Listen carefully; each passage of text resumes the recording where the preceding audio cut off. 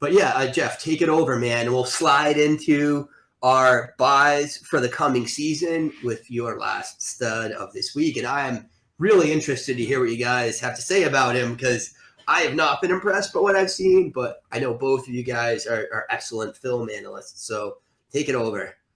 Well, I think this is just one of, I'm not proclaiming he's, even entered in a top 10 conversation of this position, but he is certainly a riser, I think, with the game he played.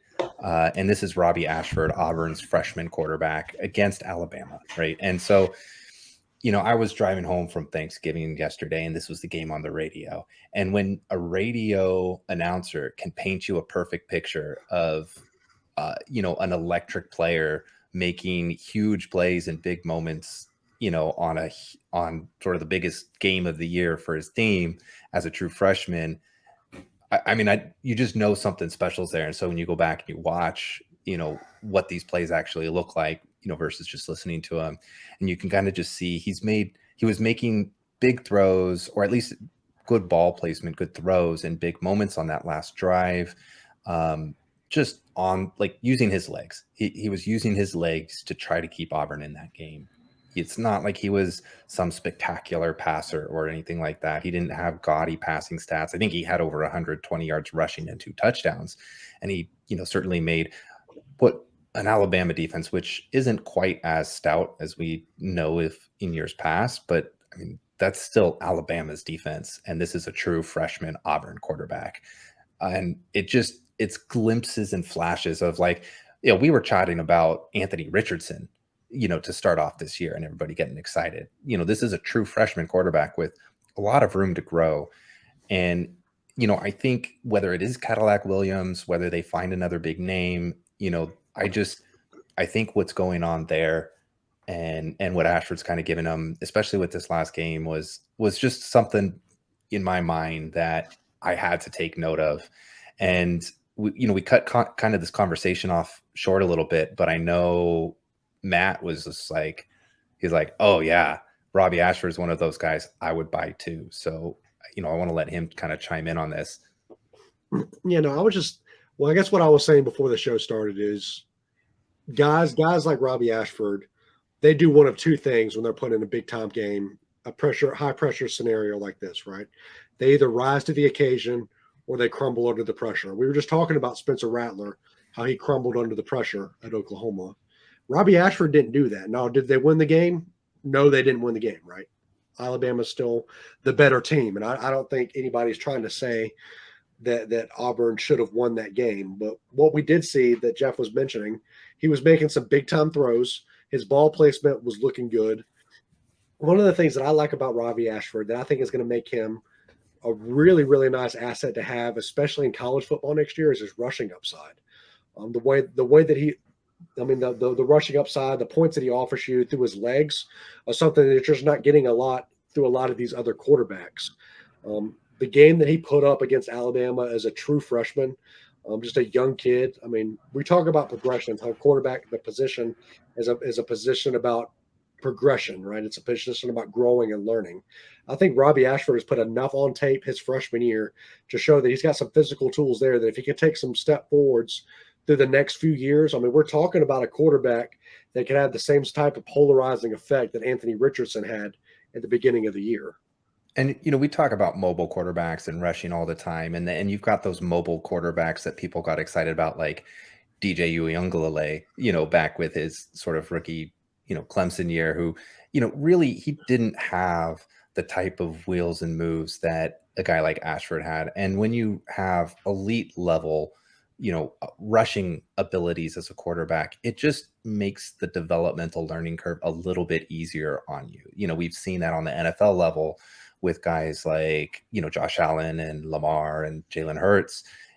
If the coaches are willing to, let you problem solve in a multitude of ways, including with your legs, and they're not trying to force you into a particular solution with your arm, you just have more affordances. And you could build that experience up, a little bit more slowly, like a little bit more reliably And I just think it's a more forgiving ability when you're just naturally gifted that way. I talked about this on another podcast a couple months ago, but there's a difference between mobile quarterbacks and rushing quarterbacks, right? A mobile quarterback will advance the pocket. He'll move around the pocket. He'll maybe get you, 10, 15, 20 yards on the ground, enough to extend plays.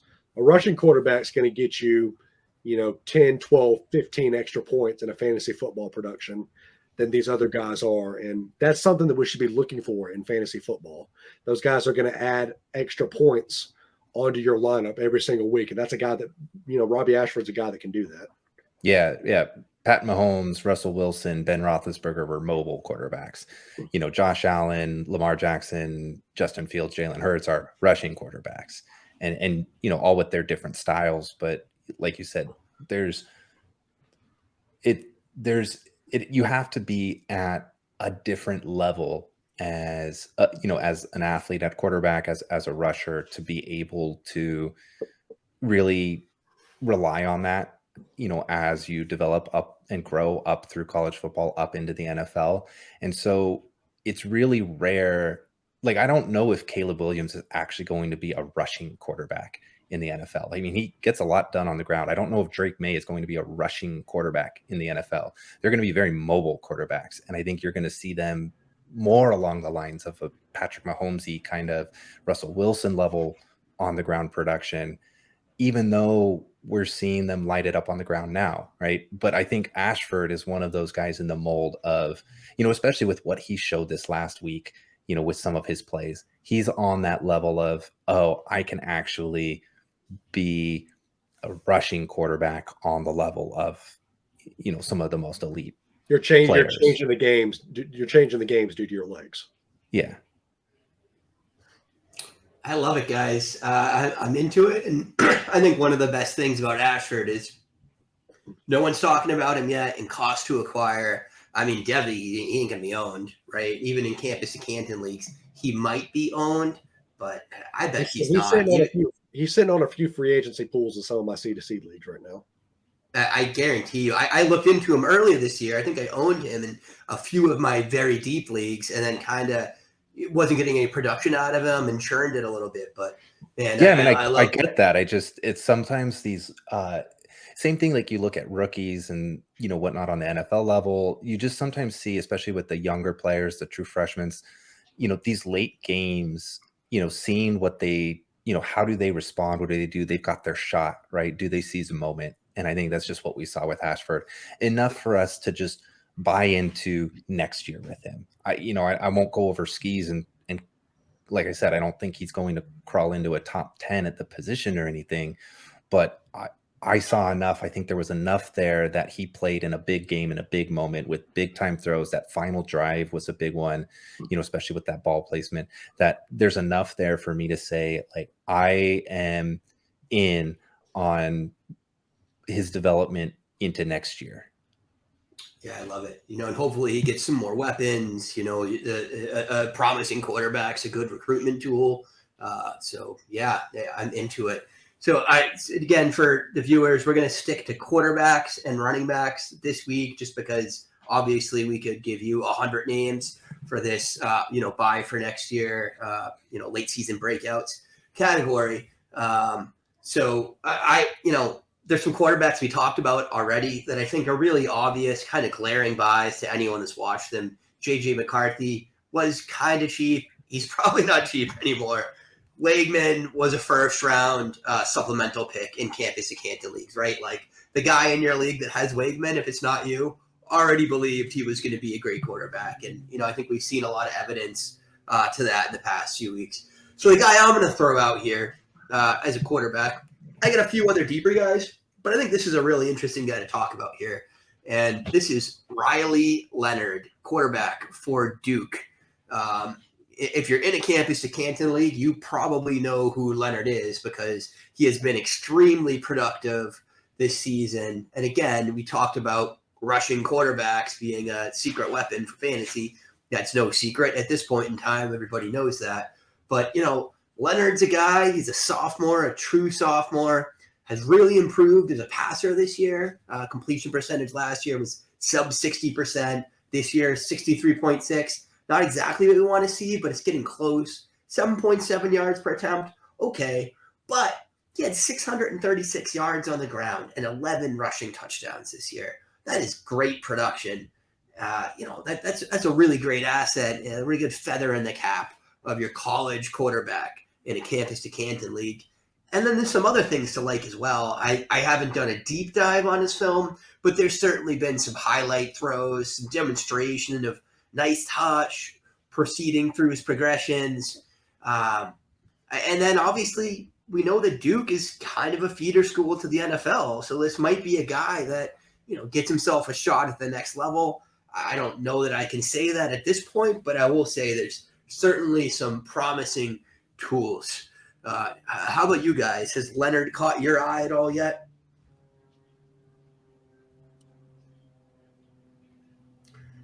Matt, you want to? I was going to let Jeff take that one. I haven't watched much of Leonard. I do know that Duke, as a team as a whole, has looked good this year. Right? They've definitely improved this year more than I think a lot of people expected them to.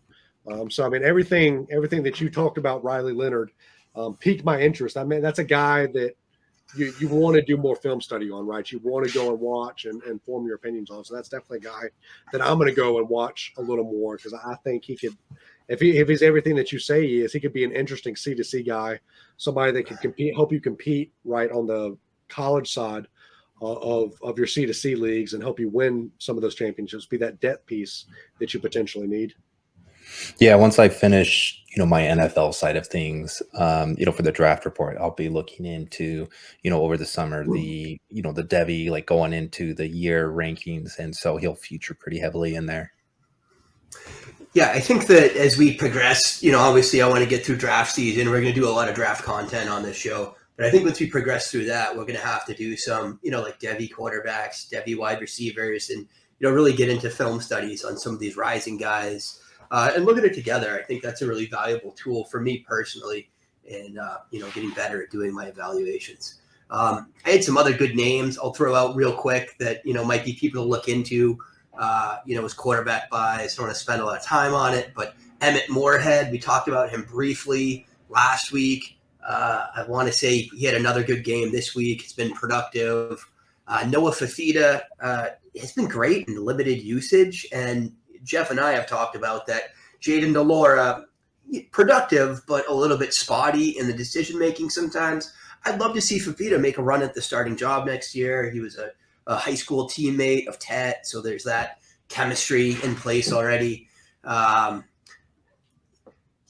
then Taven Green from Boise State. And I'm sure you guys saw the highlights this weekend as well, but the kid's got wheels. We talk about rushing quarterbacks being great assets in Devy and Campus to Canton. I think that kid is another guy to keep your eye on. Sorry, go ahead. I was also saying, Fafita was a guy that I invested in heavily in the offseason. I'd like to see get a shot, right, after DeLora kind of left. I want to see what Fafita's got. I mean, he was a guy that always piqued my interest. So I think that's a great call. I like him a lot. Yeah, I mean, do you guys – I can't remember off the top of my head where DeLora is as far as eligibility. And he's a junior this year. Junior, so he's probably coming back. But, I have not been the biggest fan, right? You think if you've got me on record a couple weeks ago saying, he drives me crazy with some of the decisions that he makes. Same reason why I didn't have a full buy-in on Spencer Rattler last year. And, again, maybe those tools end up coming out and showing off. But, the one thing that I wanted to kind of put in is, if he does look good in limited doses, but that receiving core, it wasn't just Ted. It was Dorian Singer's emerging, like looking great too. I know they'll lose Cowing to the draft probably this year, but, he's going to have a really strong supporting cast. So, whoever's quarterbacking that Arizona offense is going to have players that help them look good. I love it. Matt, you've got some awesome buys at running back here. You want to launch into those? Yeah, so one of my buys at running back was Cartavious Norton, the running back out of Iowa State. He's a guy that in the offseason, a lot of the guys, shout out to the Campus to Canton crew, but they were really pumping the table for Cartavious Norton. And when you look at what he's done this season, I'm pulling up a stat right here, 87 carries for 312 yards, 2 touchdowns. But over the last after the last few games, he's really showed out to a level that I think that you want to go out and buy and get some shares of him. I mean, 12 carries for 71 yards, 19 carries for 59 yards, 17 for 49, 18 for 69. So he's getting the carries, right? He's getting the production.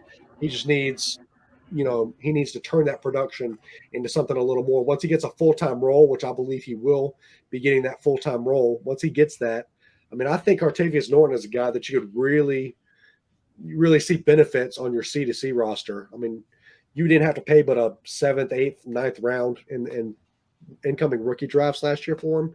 I know he was cheap coming into the season this offseason. I think he's going to pay dividends for you this coming season. And then another guy, Amari Daniels, running back for Texas A&M.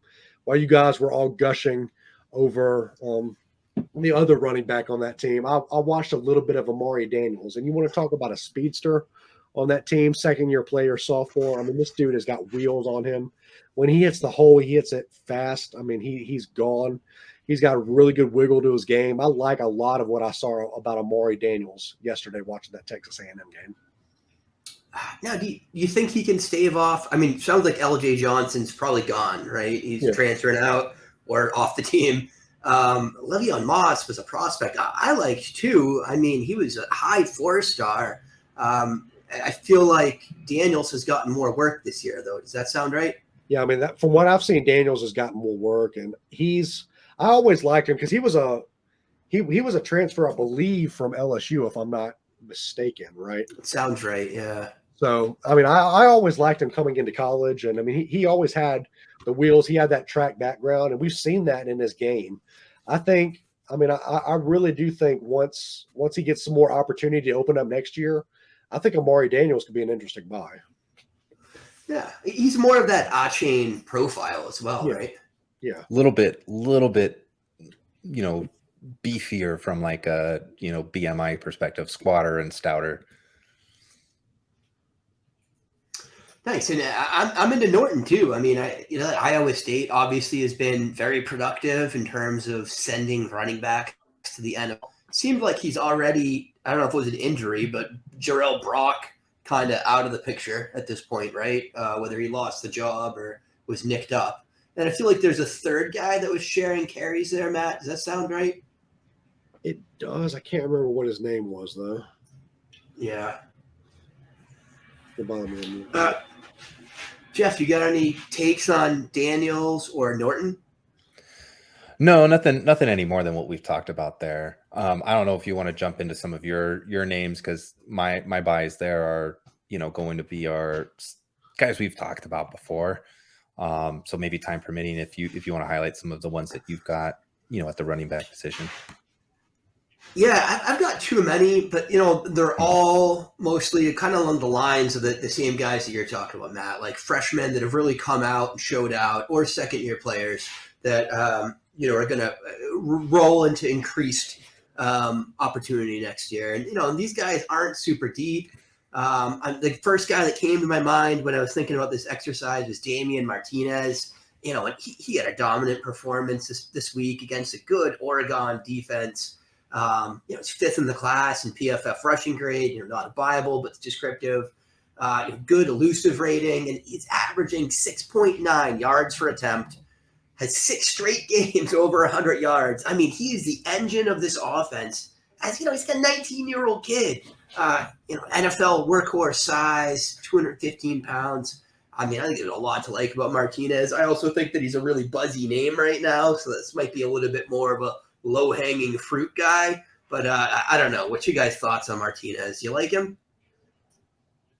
Yeah, I think that's a great call. I mean, dude has put up the production profile that you want him to put up, right? So, I mean, I really like that call. You've got a bunch of great names on this list. I mean, I'm just sitting here looking at this list, and guys that I've been all over all season. So I'm glad to see that I'm not on an island on some of these guys. Yeah, definitely. Yeah. I mean, you definitely splashed a couple of these good names that I otherwise would have jumped into. I mean, I think Dallin Hayden's showed up at big moments, especially when Leon's gone down.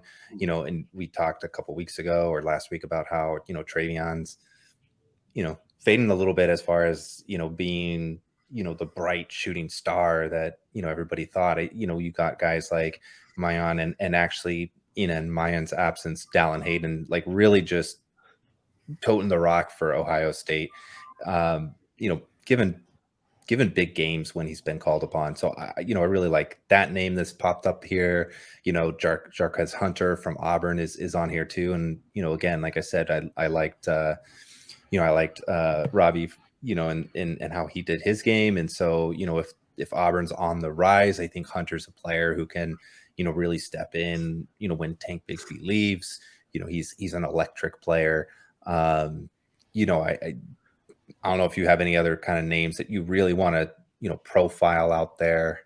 I guess the other one you've got here is Kaleb Johnson. Yeah, I mean, I'll touch on Hunter and Johnson real quick. And I think you said it about Hayden, just, good offense. The question with him is Evan Pryor going to come back and get a role? Is he going to transfer? Who's coming in? Freshman? I haven't gotten too much into incoming recruits yet. But, for Jarquez, he is a elusive rating, yards after contact, missed forced tackles superstar. And I'm a big fan of that stat. I think it's not a panacea for determining NFL talent, but it's certainly a really nice aspect in a profile. It has good predictive ability in my model. And, Hunter last year was a stud in that. This year he's a stud in it. So seeing him replicate success year over year, and that tells you that it's, not just a small sample size, that it's really his running ability there. And then Kaleb Johnson's a guy that, Devy Youssef was hyping up in the offseason, mostly because he is big and fast. Big guy, run fast. Always a good place to start from as a running back prospect. But, he's done really well so far. He's taken over for Gavin Williams, who we've talked about before. I was a fan of Gavin coming into the season, and he's averaging 5.4 yards per touch, yards per rush in a really bad Iowa offense. That traditionally ran the ball well, but man, this year they haven't been able to do much of anything. It's a young guy. I think you got 2 years of him as a workhorse on your campus Canton League, and certainly a decent shot at an NFL future for him with the early production, the workhorse size, and I think he's going to test very well too.